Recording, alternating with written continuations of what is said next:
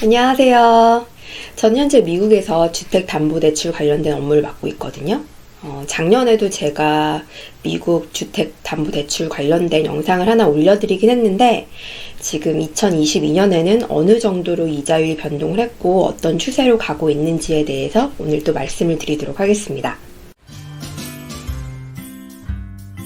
아마 가장 궁금하신 게 대출 금리일 것 같아요. 저번에 부동산 읽어주는 남자에서 대출 관련된 분이 나오셔가지고 하는 말씀을 들어보니까 한국에서는 5년 고정에 현재 4.1%에서 4.2% 정도 이자율이 되고 5년 변동을 선택할 때는 3.7% 내외가 된다고 하시더라고요. 미국에서는 보통 30년 고정을 많이 하고 15년 고정도 가끔 하시는 분들이 있어요. 좀 넉넉하신 분들, 이런 분들이 15년 고정을 하시는데 보통은 30년 고정을 하시거든요.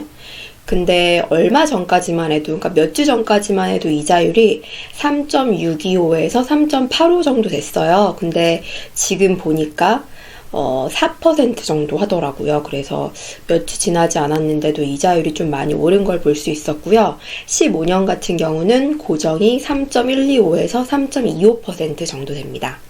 몇 년 전만 해도 가끔씩 변동이자를 선택하시는 분들이 계셨어요. 근데 이자율이 많이 낮았었기 때문에 대부분은 30년 고정이라든지 이렇게 고정금리로 긴 기간을 묶어두려고 하시는 분들이 대부분이었거든요.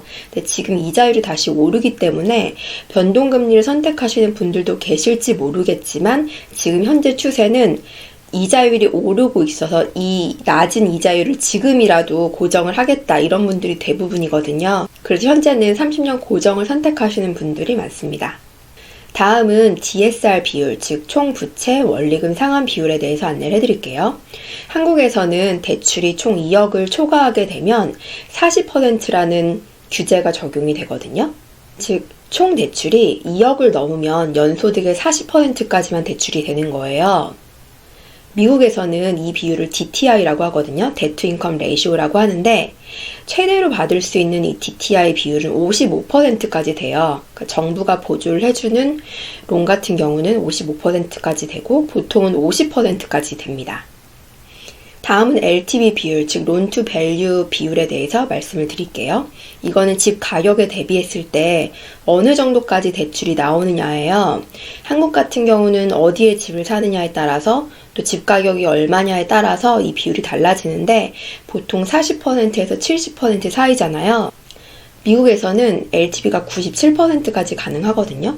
근데 금액의 제한이 있어요. 어떤 지역에 집을 사느냐에 따라서 물가가 다르잖아요. 그래서 이 금액도 다르긴 하지만 물가가 많이 비싸지 않은 지역이라면 최대 64만 7,200불, 그러니까 약 6억 5천 정도 대출을 받을 수가 있고요.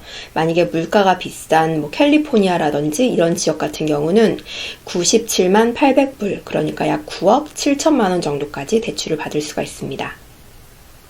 오늘 이렇게 미국 금리에 대해서 알아봤습니다. 앞으로 조금 더 변동이 있을 것 같긴 한데 변동이 있을 때마다 업데이트를 해드리도록 하겠습니다. 오늘 영상도 봐주셔서 감사드리고요. 구독과 좋아요도 꼭 부탁드립니다. 감사합니다.